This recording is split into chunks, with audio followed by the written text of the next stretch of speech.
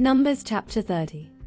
Moses said to the heads of the tribes of Israel, "This is what the Lord commands when a man makes a vow to the Lord or takes an oath to obligate himself by a pledge.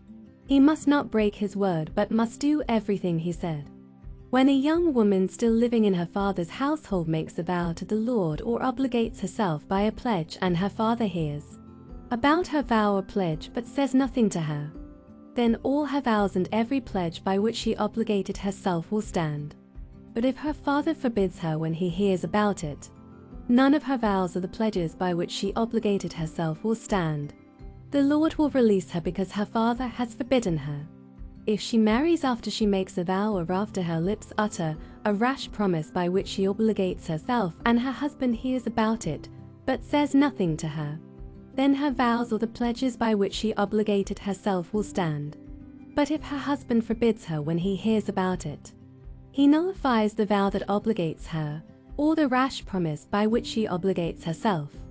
And the Lord or any vow or obligation taken by a widow or divorced woman will be binding on her.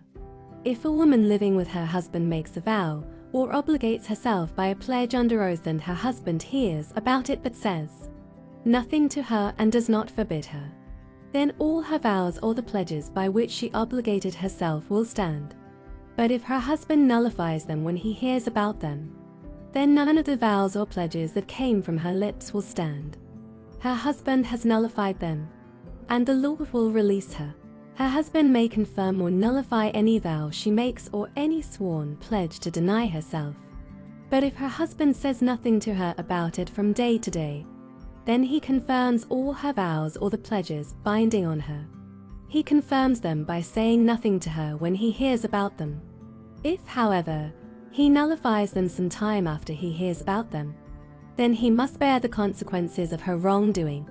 These are the regulations the Lord gave Moses concerning relationships between a man and his wife, and between a father and his young daughter still living at home.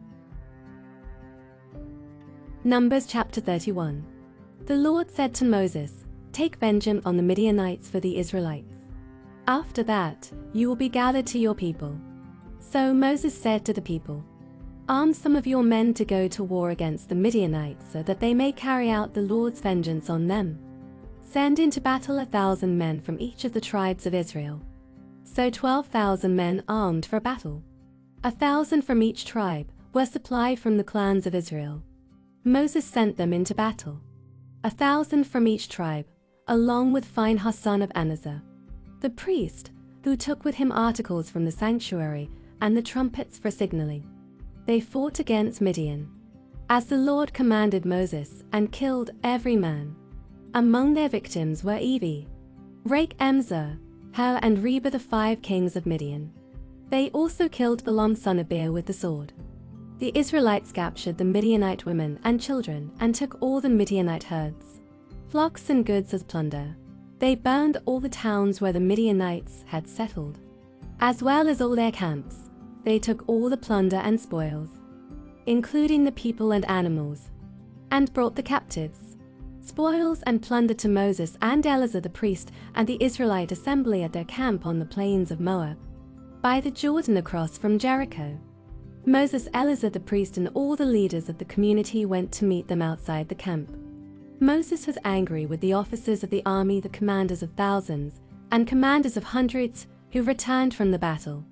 "Have you allowed all the women to live?" They were the ones who followed Balaam's advice and enticed the Israelites to be unfaithful to the Lord in the Peor incident, so that a plague struck the Lord's people. "Now kill all the boys, and kill every woman who has slept with a man. But save for yourselves every girl who has never slept with a man. Anyone who has killed someone or touched someone who was killed must stay outside the camp 7 days. On the 3rd and 7th days you must purify yourselves and your captives."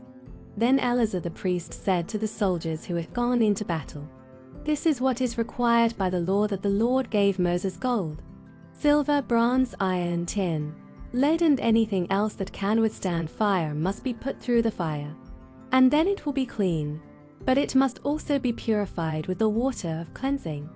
And whatever cannot withstand fire must be put through that water. On the 7th day wash your clothes, and you will be clean. Then you may come into the camp. The Lord said to Moses, "You and Eleazar the priest and the family heads of the community are to count all the people and animals that were captured. Divide the spoils equally between the soldiers who took part in the battle and the rest of the community. From the soldiers who fought in the battle, set apart as tribute for the Lord 1 out of every 500, whether people, cattle, donkeys or sheep. Take this tribute from their half share and give it to Eleazar the priest as the Lord's part.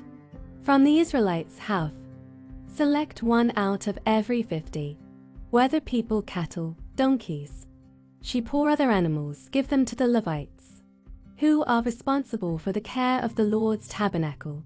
So Moses and Eleazar the priest did as the Lord commanded Moses. The plunder remaining from the spoils that the soldiers took was 675,000 sheep, 72,000 cattle, 61,000 donkeys, and 32,000 women who had never slept with a man.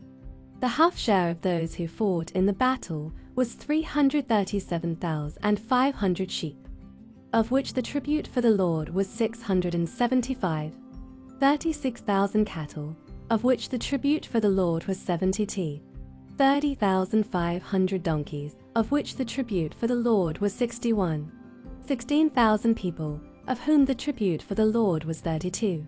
Moses gave the tribute to Eleazar the priest as the Lord's part, as the Lord commanded Moses, the half belonging to the Israelites, which Moses set apart from that of the fighting men. The community's half was 337,500 sheep, 36,000 cattle, 30,500 donkeys, and 16,000 people. From the Israelites' half, Moses selected 1 out of every 50 people and animals, as the Lord commanded him, and gave them to the Levites, who were responsible for the care of the Lord's tabernacle. Then the officers who were over the units of the army, the commanders of thousands and commanders of hundreds, went to Moses and said to him, "Your servants have counted the soldiers under our command, and not one is missing. So we have brought as an offering to the Lord the gold articles each of us acquired, armlets, bracelets, signet rings, earrings, and necklaces to make atonement for ourselves before the Lord." Moses and Eleazar the priest accepted from them the gold, all the crafted articles, all the gold from the commanders of thousands and commanders of hundreds that Moses and Eleazar presented as a gift to the Lord weighed 16,750 shekels. Each soldier had taken plunder for himself. Moses and Eleazar the priest accepted the gold from the commanders of thousands and commanders of hundreds and brought it into the tent of meeting as a memorial for the Israelites before the Lord. Mark chapter 9, verse 30 to 50. They left that place and passed through Galilee. Jesus did not want anyone to know where they were, because he was teaching his disciples. He said to them, "The Son of Man is going to be delivered into the hands of men. They will kill him, and after 3 days he will rise." But they did not understand what he meant and were afraid to ask him about it. They came to Capernaum. When he was in the house, he asked them, "What were you arguing about on the road?" But they kept quiet because on the way they had argued about who was the greatest. Sitting down, Jesus called the 12 and said, "Anyone who wants to be first must be the very last, and the servant of all." He took a little child whom he placed among them. Taking the child in his arms, he said to them, "Whoever welcomes one of these little children in my name welcomes me, and whoever welcomes me does not welcome me but the one who sent me." "Teacher," said John, "we saw someone driving out demons in your name, and we told him to stop, because he was not one of us." "Do not stop him," Jesus said, "for no one who does a miracle in my name can in the next moment say anything bad about me. For whoever is not against us is for us. Truly I tell you, anyone who gives you a cup of water in my name because you belong to the Messiah will certainly not lose their reward. If anyone causes one of these little ones, those who believe in me, to stumble, it would be better for them if a large millstone were hung around their neck and they were thrown into the sea. If your hand causes you to stumble, cut it off. It is better for you to enter life maimed, bound with 2 hands, to go into hell, where the fire never goes out, where their worm does not die, and the fire is not put out. And if your foot causes you to stumble, cut it off. It is better for you to enter life crippled than to have defeat and be thrown into hell, where their worm does not die, and the fire is not put out. And if your eye causes you to stumble, pluck it out. It is better for you to enter the kingdom of God with one eye than to have two eyes and be thrown into hell, where the worms that eat them do not die, and the fire is not quenched. Everyone will be salted with fire. Salt is good, but if it loses its saltness, how can you make it salty again? Have salt among yourselves and be at peace with each other.